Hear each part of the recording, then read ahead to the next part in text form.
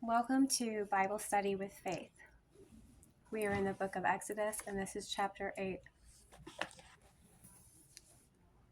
7 days passed after the Lord struck the Nile. Then the Lord said to Moses, "Go to Pharaoh and say to him, 'This is what the Lord says, let my people go, so that they may worship me. If you refuse to let them go, I will send a plague of frogs on your whole country. The Nile will teem with frogs. They will come up into the palace and your bedroom and onto your bed, into the houses of your officials and your people, and into your ovens and kneading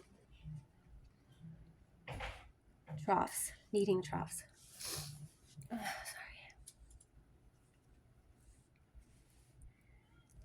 The frogs will come up on you and your people and all your officials." Then the Lord said to Moses, "The frogs will come up on you and your people and all your officials."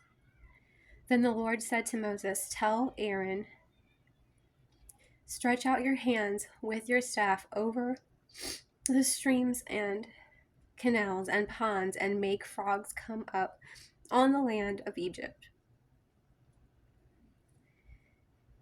So Aaron stretched out his hands over the waters of Egypt, and the frogs came up and covered the land. But the magicians did the same thing by their secret arts. They also made frogs come up on the land of Egypt.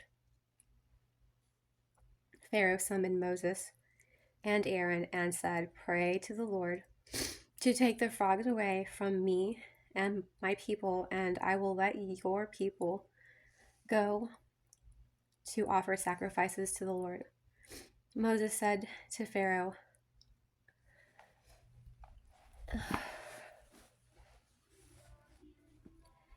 "I leave to you the honor of setting the time for me to pray for you and your officials and your people, that you and your houses may be rid of the frogs, except for those that remain in the Nile." "Tomorrow," Pharaoh said. Moses replied, "It will be as you say, so that you may know there is no one like the Lord our God. The frogs will leave you and your houses, your officials, and your people. They will remain only in the Nile." After Moses and Aaron left Pharaoh, Moses cried out to the Lord about the frogs he had brought to Pharaoh. And the Lord did what Moses asked. The frogs died in the houses, in the courtyards, and in the fields. They were piled into heaps, and the land needed them, and the land reeked of them. But when Pharaoh saw that there was relief, he hardened his heart and would not listen to Moses or Aaron, just as the Lord had said. Then the Lord said to Moses, "Tell Aaron, stretch out your staff and strike the dust of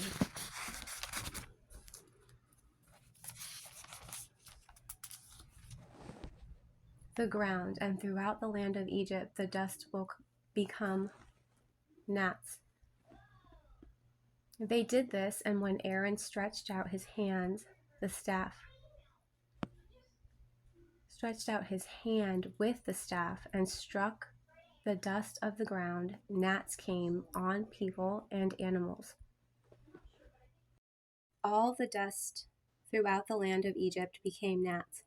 But when the magicians tried to produce gnats by their secret arts, they could not. Since the gnats were on people and animals everywhere, the magicians said to Pharaoh, "This is the finger of God." But Pharaoh's heart was hard, and he would not listen, just as the Lord had said.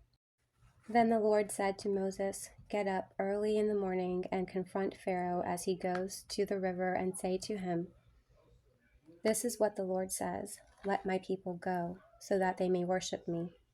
If you do not let my people go, I will send swarms of flies on you and your officials and your people and into your houses. The houses of the Egyptians will be full of flies.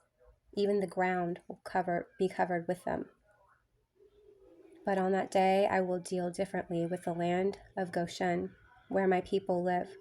No swarms of flies will be there, so that you will know that I, the Lord, am in this land. I will make a distinction between my people and your people. This sign will occur tomorrow." And the Lord did this. Dense swarms of flies poured into Pharaoh's palace and into the houses of his officials. Throughout Egypt, the land was ruined by flies. Then Pharaoh summoned Moses and Aaron and said, "Go sacrifice to your God here in the land." But Moses said, "That would not be right. The sacrifices we offer the Lord, our God, would be detestable to the Egyptians, and if we offer sacrifices that are detestable in their eyes, will they not stone us? We must take a 3-day journey into the wilderness to offer sacrifices to the Lord our God, as he commanded us." Pharaoh said, "I will let you go to offer sacrifices to the Lord your God in the wilderness, but you must not go very far. Now pray for me." Moses answered, "As soon as I leave you, I will pray to the Lord, and tomorrow the flies will leave Pharaoh and his officials and his people. Only let Pharaoh be sure that he does not act deceitfully again by not letting the people go to offer sacrifices to the Lord." Then Moses left Pharaoh and prayed to the Lord. And the Lord did what Moses asked. The flies left Pharaoh and his officials and his people. Not a fly remained. But this time also Pharaoh hardened his heart and would not let the people go.